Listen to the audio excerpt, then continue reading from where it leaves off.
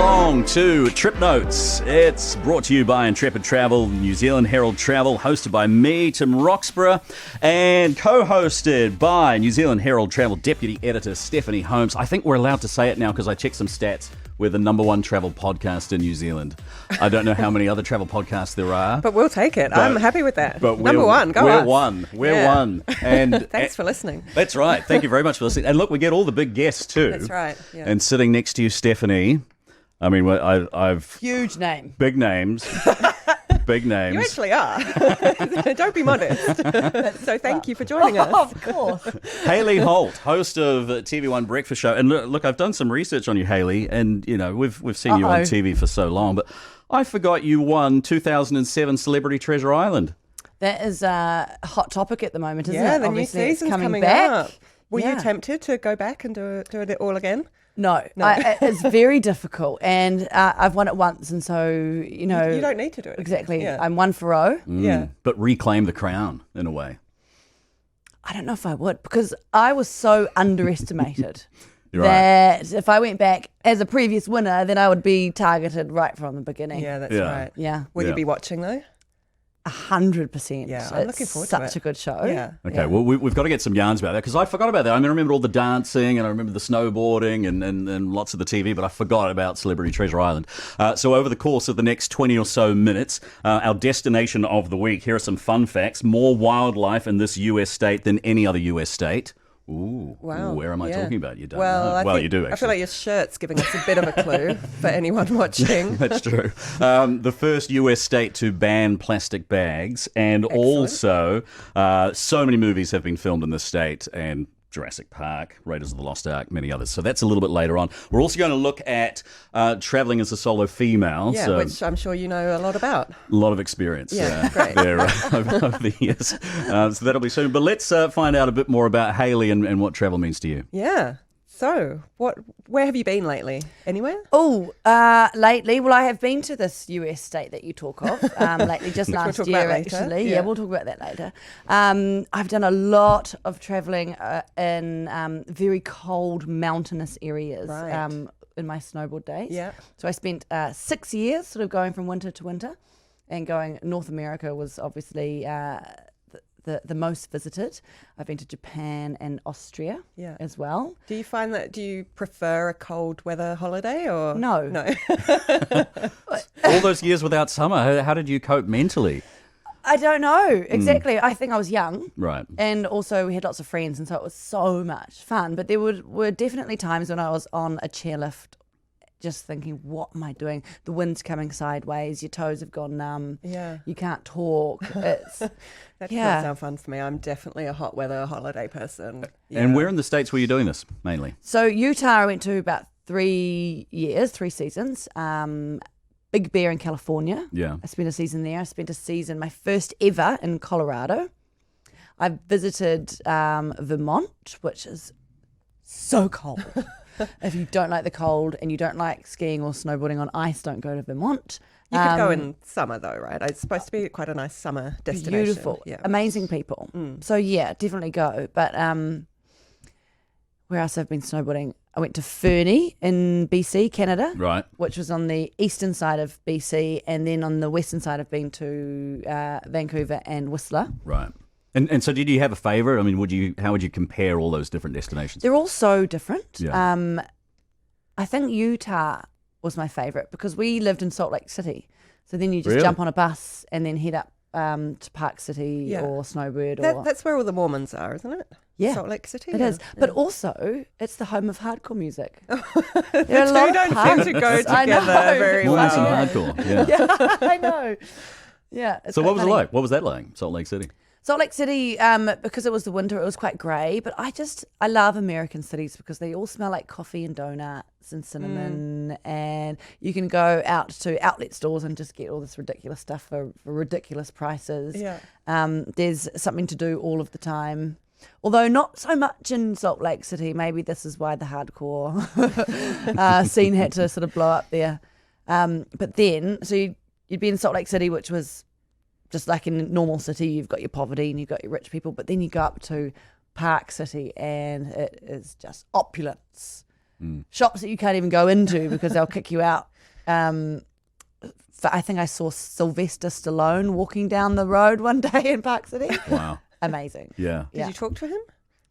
We did run out and sort of, we were young. Yeah. And tried to G'day. chat. Yeah. But he was long gone. Yeah. And when you were traveling, obviously you were kind of competing, you were there for work pretty much. Like, did you get much time to hang out and have fun? And It was all about hanging out and having fun, to be honest, with snowboarding. So you'd go with a whole group of friends and yes, you'd compete, but you were also sort of taking photos. It was kind of media driven. I almost think snowboarding and skateboarding and that sort of extreme sports were the first sports to sort of do self-media. We'd make our own videos and then you'd had sort of friends who grew into being magazine owners and editors, basically. Yeah. And so you'd go around, you'd hike and build jumps, take photos, and just have a rad time, basically.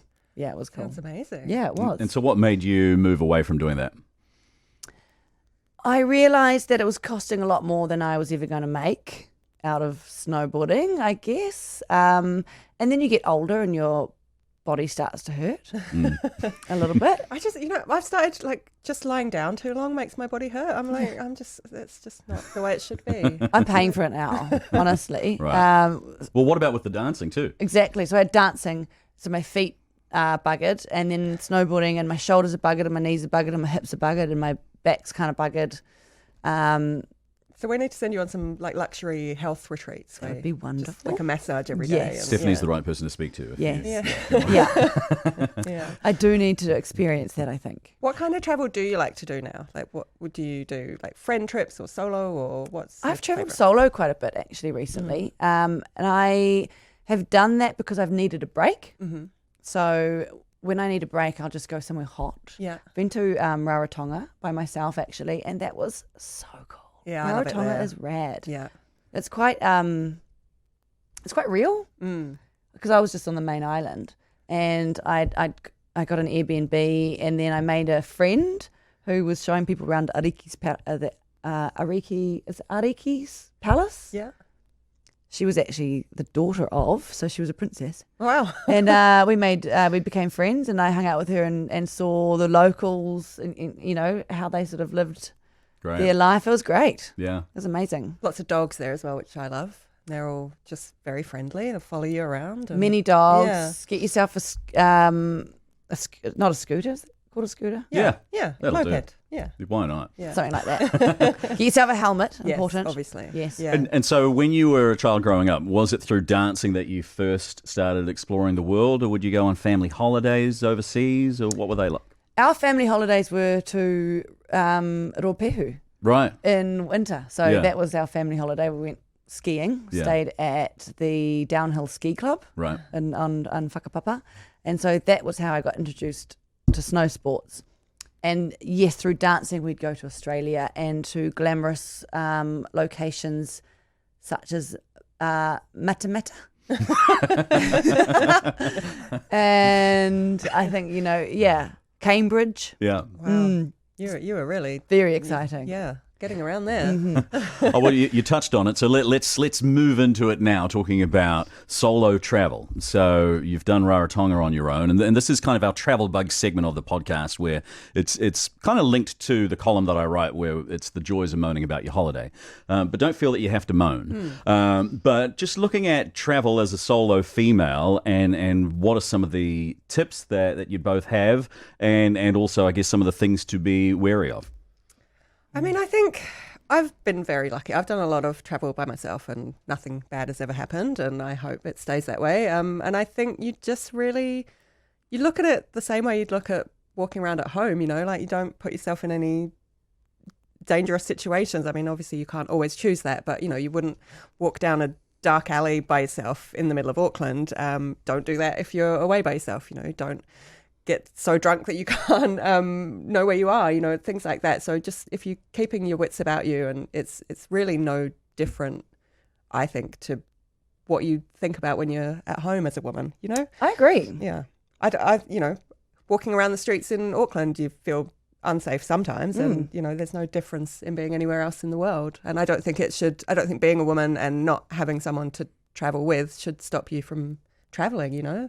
It's a privilege to travel, and everyone should get to experience that if they want to, whether you've got a partner or a friend or don't, you know. I totally agree. And I think if you're traveling, you're often staying at a hotel or somewhere that's safe and they've got staff around, or you're visiting the tourist spots. So, yeah, no, definitely go for it. Yeah. Have you, when you've travelled by yourself, how have you found like meeting other people? Is it easy? Because obviously, you know, you get to meet people all the time through your job. When you're travelling, do you not want to talk to anyone? Or Often that's why I go away by myself, because I don't want to talk to anyone. But I'm sort of, I'm actually a bit of an introvert, Okay. which doesn't help in trying to meet people. Yeah. So what I did, and this is a bit naughty, I'm not sure whether I should suggest this. No, do it. Maybe let's hear what it is first. It was kind of, there was two reasons I did it. I wanted to experiment with an app. Goodness. Okay. Let's say it starts with B and rhymes with mumble. Okay. It's We've Bumble. got some sense. And Yeah. also you've named it, so that's good. Yeah. So I went on to Bumble and matched with a couple of guys, and then you meet up, and then they just basically become your tour guide. It's great. Okay. And, Yeah, and do and- you, like, out front, do you say you're just looking for someone to hang out with, or are you, like, treating it as you're dating while you're away? Well, in my mind, if you're meeting someone, you don't have to be doing anything else No, of apart course, from meet of them, course, right? yeah. So just meet them and see Yeah. what happens. Great. Yeah. And so where did you do this? Where were you when you... I was Matter. I was actually in Kauai. Oh, okay. Yes. Ah. Yes. Well, I don't want to give away too much, but maybe we'll hear more about that particular destination in the destination of the week Yeah. coming up soon. Can you remember the first time you travelled by yourself? Like, what were you scared? Were you happy? What happened? Now, the first time it kind of gave me an inkling, and this actually, I've got a really great story about Rome. Okay, do it. Yeah, let's go there. So I was with friends, but Yeah. I was up really early one morning and I couldn't sleep. And so I went just down to the Trevi Fountain, as you do, Beautiful. just to see, a sight. And just noticed that all the scooter drivers, they're the taxi sort of tourist taxi brigade, I suppose they are, all starting their day. So I hailed one and I was like, take me to something that tourists don't see. And he kind of sort of dithered around a bit and took me to a few cafes. And I was like, no, something real, Yeah. a suburb or the ghetto or whatever, take me there. And he didn't want to, but then he turned down the side street in a suburb, got off his bike and said, come follow me and look through this door. There was a hole in the door and you could look down. It felt like miles, this beautifully manicured hedgerow on either side. And there was an old guy in the middle of it, clipping the hedge. It was all very serene. And right down the bottom was St. Paul's? St. Peter's? Yeah. St. Peter's? St. Paul's? I'll St. double Peter's. check. Peters or Paul's? Do you want me to Google it now? But I think the story stands It's a St. Pete. irrespective. The You could Basilica, see you mean? the Basilica. Yeah. Okay. It's It's one of Yeah. them, eh? Yeah. One of those and guys. How long do you think it was? I mean, we were talking a couple of 100 meters or... Oh, definitely like a couple of Ks, I Yeah. think. Wow. Yeah, it was beautiful. It was tiny and it was Yeah. right at the bottom of this perfectly manicured hedgerow on either side. Peters. Thank you, St. Yeah. Peter's. I don't know what it was. To this day, I haven't sort of researched what that was. Is it an escape route or Wow. Yeah. is it where the Pope goes in and out? Did he live behind where I was looking? Like, what is that? It was Yeah. amazing. No, but Yeah. things like that are so exciting. There are meant to be all sorts of tunnels under so many cities in the world. Seattle's meant to have heaps of them. That Washington, D.C. has got plenty of these secret tunnels. But like a place like Disneyland. that, Disneyland also. Really? There's Yeah. actually... Fascinating. It's where the cast members, they travel because they're not allowed to be out of costume or something. So That's people can right. see them. Yeah. Yeah. And You celebrities, don't I think want the to see Daffy Kardashians. Duck without his head. No, that would freak No. out a lot of Yeah, children. you're right. Yeah, because you couldn't just like waltz up in half of your costume and then No. put the mask on. Yeah. Yeah. But that's so cool to see something like that, and It it was. can be cliche to say that people want to see something authentic, but so often you actually just want to see something which is not just kind of the show for tourists. And it was so beautiful, but it wasn't for tourists, Yeah. which it's quite nice to know that's still around, Yeah. isn't it?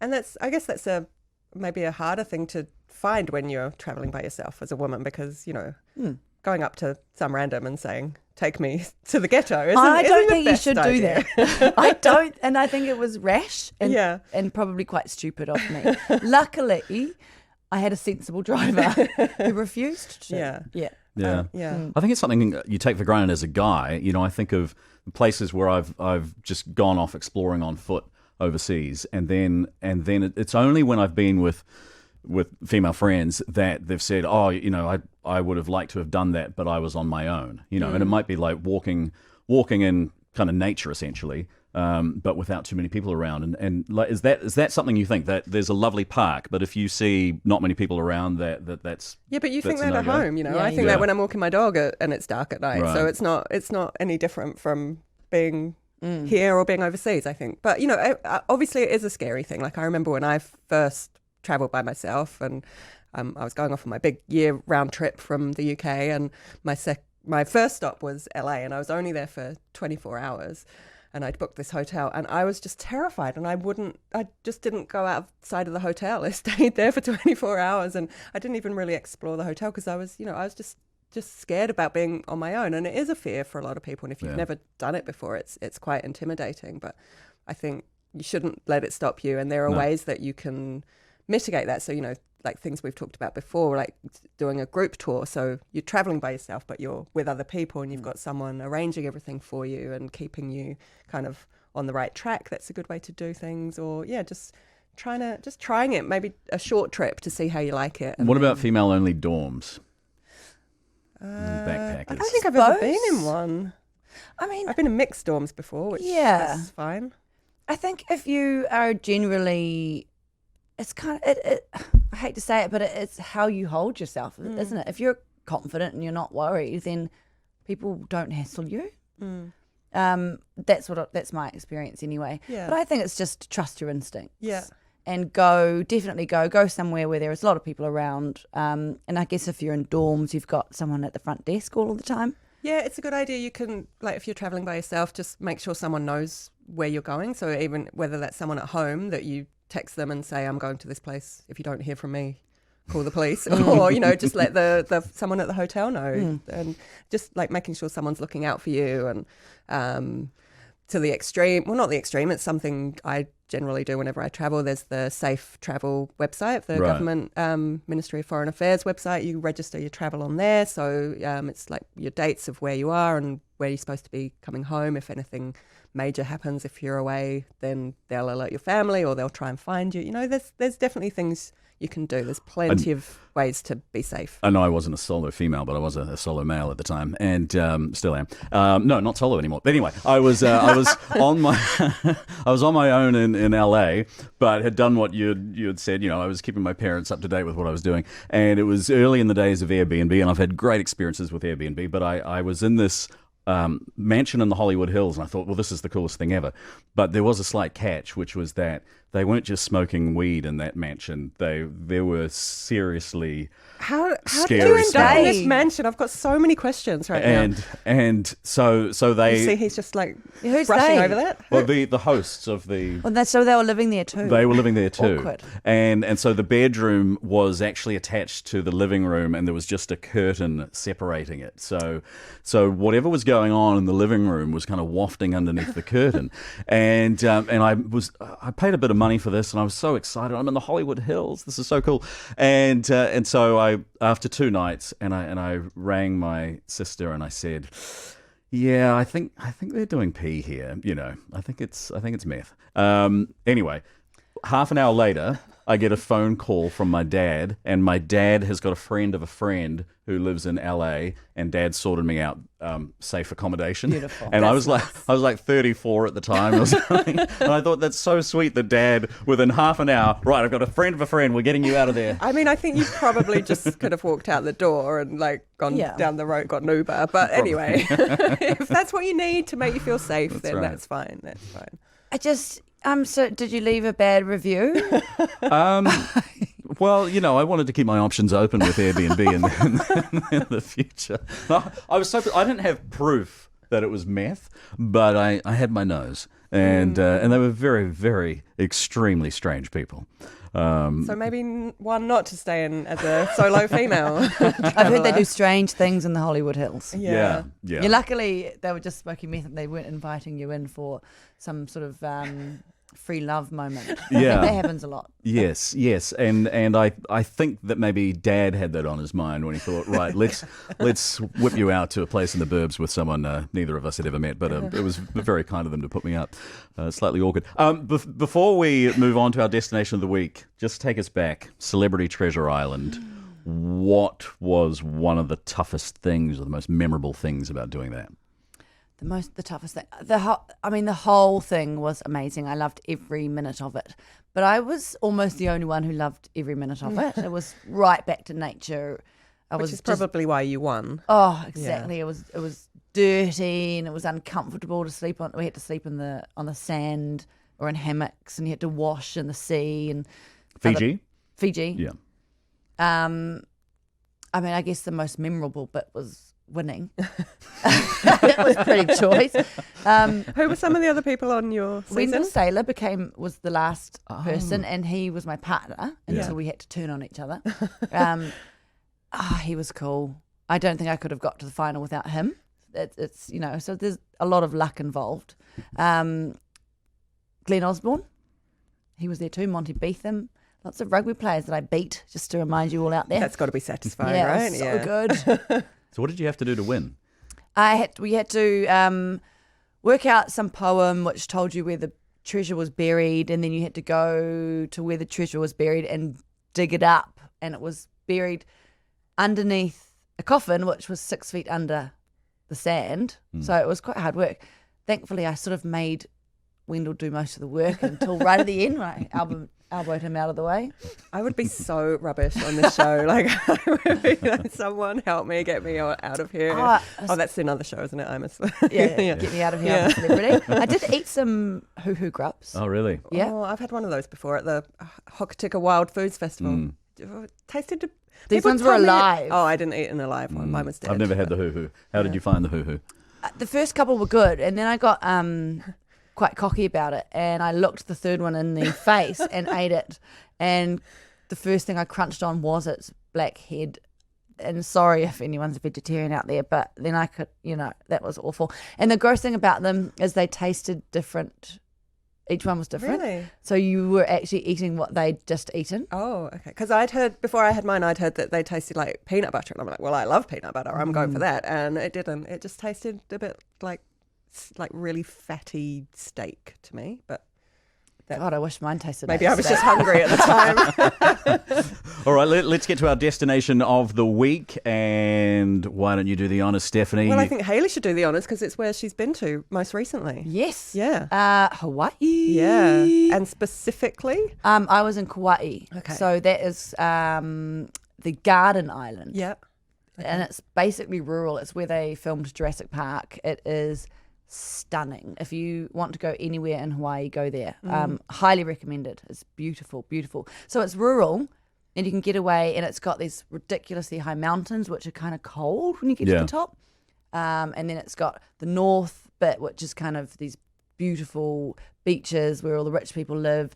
And then you got on the east coast all the surf beaches, and on the south kind of the middle class, let's say the middle class tourists.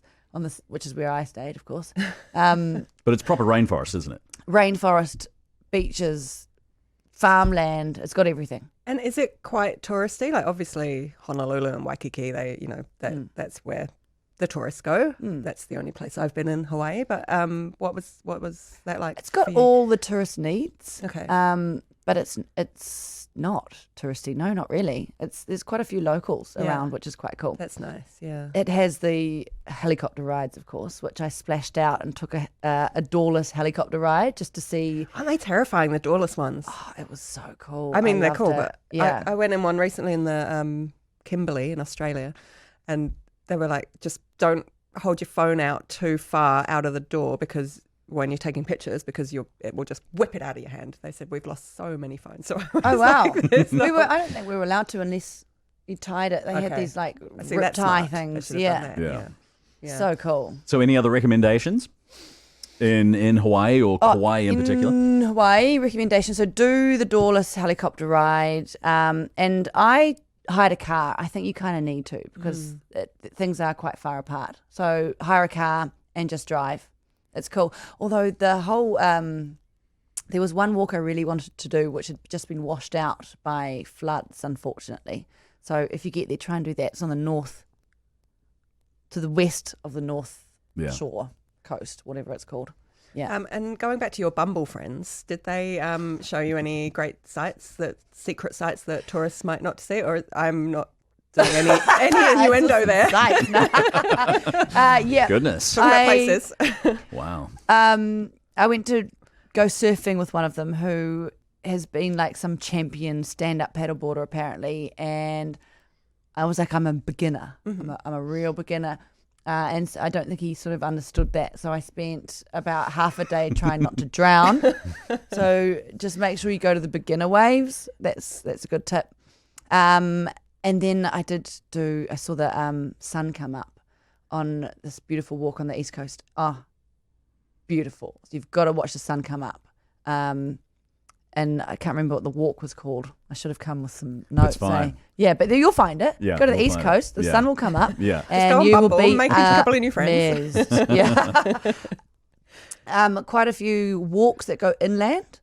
Are these Just kind explore. of hard hikes you're talking about? No, or just like super easy walks. casual walk? Okay. Don't wear jandal, No.